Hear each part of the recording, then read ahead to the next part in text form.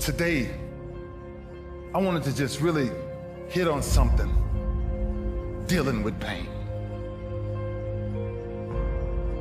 I asked my mom one day, I said, Mom, would you buy me a deck of cards? She says, Junior, I don't gamble in my house. Ain't no cards coming in my house. I said, Mom, I don't need them for gambling. I don't want them for gambling. I just need a deck of cards, Mom. My mom, for years, from the time I was 4, 5, 6, 7, 8, 9, 10, I never saw a woman take so much physical abuse than the way I've seen my mother be every freaking day of my life. But I can't help her because I'm not strong enough. I don't have the muscle to get these men off my mother. My mother's a very high yellow woman, and every time they hit her, she would bleed from her eyes. She would walk around for days with sunglasses on in the house. I said, Ma, I need a deck of cards. Last altercation we got in, my stepfather hit my mama so hard in the face. My stepfather hit my mama so hard in the face, I called her. And I looked at him with this rage and this pain in my eyes. Like one day, and I took this deck of cards. I couldn't live in the house, so I had to live in the garage. And after this last altercation we had with this guy, I ran to my garage and I grabbed this deck of cards and I flipped a 7. And I started doing 7 push-ups. I flipped a 6, I did 6. I flipped a 9, I did 9. I flipped a 2, I did 2. I flipped another 9, I did 9. Until I got all the way through the deck. Jack, Queen, King worth 10. Aces, 25s, and Jokers, 50. Until I got sick and tired of what pain felt like in my gut. It didn't even matter to me no more. Because I started shuffling them all over again, and that's when I started doing my sit-ups. Because I wanted to make sure sports wasn't the reason why I started training. It was to make sure a man never put his hands on my mama again. And I told my mama, no pain will ever stop me from taking care of you and my brothers and sisters.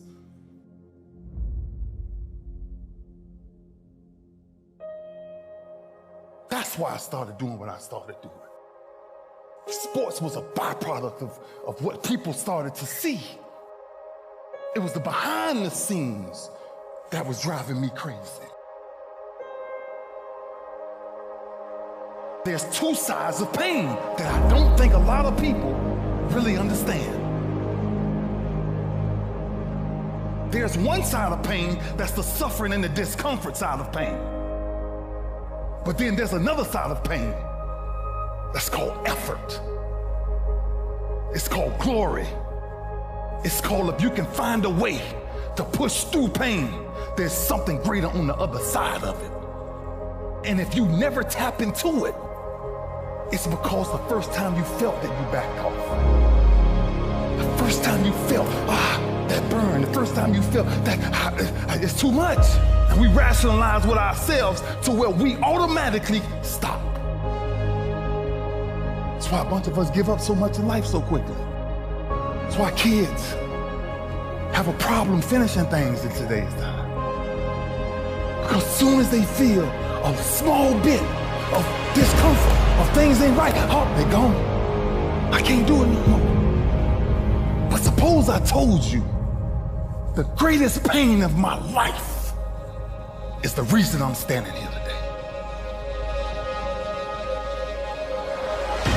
I dare you to take a little pain. Go through it. You're not gonna die because you're feeling a little pain. You ain't gonna die. At the end of pain is success. Pain is temporary. It may last for a minute, or an hour, or a day, or even a year. But eventually, it will subside. and something else will take its place. If I quit, however, it will last forever.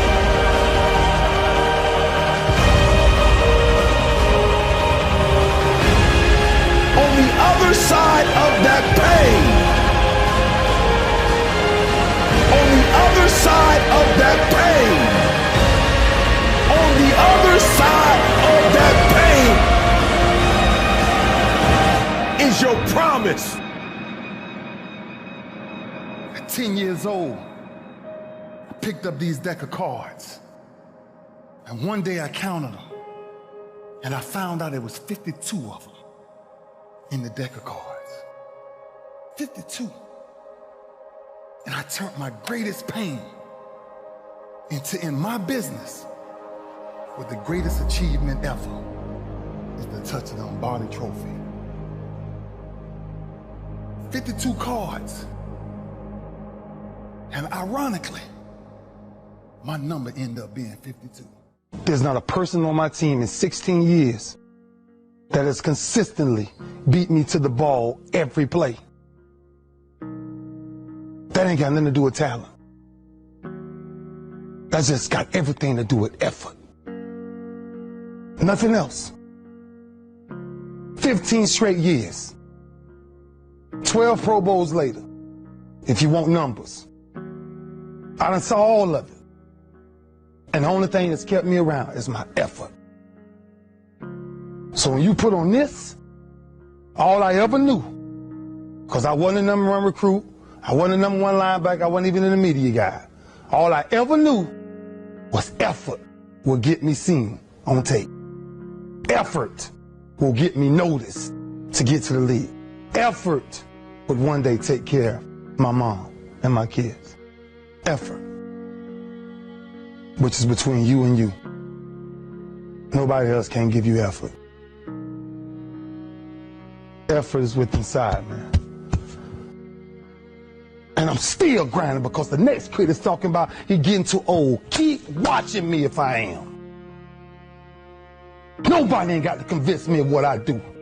I do what I do because I do what I do, because I'm built from something. And man didn't create it. Every one of you men in here have that opportunity, man. But ask yourself the question personally, how much time you really wasting? For real. Or do you really represent this? I represent it because it's all I had.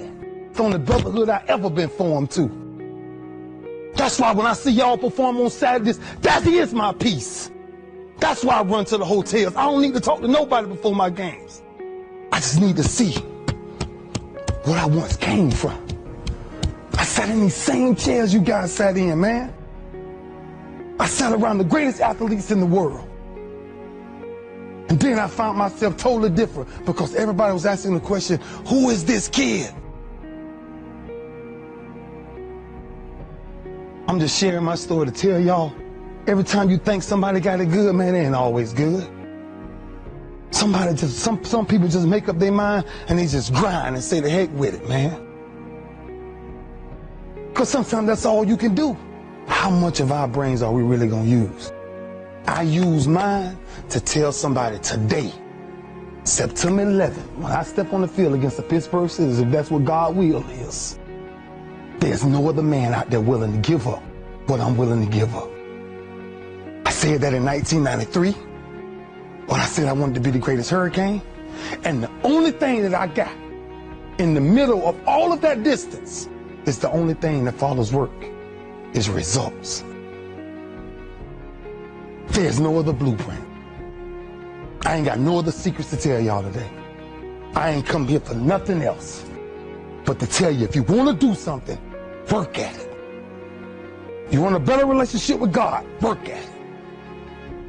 You want to understand why pulling your pants up is important, why yes ma'am and no ma'am is important, why being in the meeting with complete silence when somebody walks in, because it's presence and essence that determines respect. That's all we talking about. The power of respect is never to disrespect. That's why I was the first one sitting down in the meeting. I ain't got nothing to say. Y'all do y'all, I'm good. I got to listen. Something out there I need to grab from it. stepping on the same football field as you am. 1993. And I made a quote. And that some people call controversy, I call it confidence. I said that I might be the greatest player to ever walk up out of the University of Miami. I did not say that because I thought I was better than everybody else. I said that simply because I was willing to put in the work to now be back here 18 years later and tell you the only brotherhood I still have. You've got to say yes to your life. You've got to say yes. Yes to my dreams. Yes to me. Yes, I can make it. Yes, I can. Doesn't matter how many failures I've made. Doesn't matter how many mistakes I've endured. Doesn't matter about my defeats. Doesn't matter about what I've done. It sits on my chest in a shirt form. But the eye of that real hurricane is found in my heart. Is this where it all came from? Same path y'all walk. Same calves y'all going in. Same green tree y'all walking up and down. I had one pair of jeans in college for at least 2 years. At least 2 years. What drives you? Because I feel home. And when you're home, ain't much to say. Our work spoke for itself. That's where our swagger came from. Our swagger came from, we worked as a unit. When I came to the University of Miami, there was one mind, one set, one heartbeat. It was impossible to get to us. Because if you saw us somewhere, you saw 15 or 20 of us. Gotta stop leaving each other. Gotta stop hanging out without each other. The streets ain't chasing the same things you chasing. There's many temptations out there. Just stay focused, man. As a team, though. As a team. That's all I knew when I was here. That's what kind of kept me focused. That I finally ran into a team. And you guys have that same thing. Because this you will never die. It'll never die. So it's up to you to carry that. It's up to you to carry that. And every Sunday, every Saturday, everything is talked about. I gotta commit my very being to this thing. I gotta breathe it, I gotta eat it, I gotta sleep it. And until you get there, you'll never be successful in life. But once you get there, I guarantee you, the world is yours. You won one yesterday? Know what you carry. When you carry this you on your chest. Know what you carry, man. You carry a legacy of greatness. And greatness is a lot of small things done well. Day after day, workout after workout, obedience after obedience, day after day.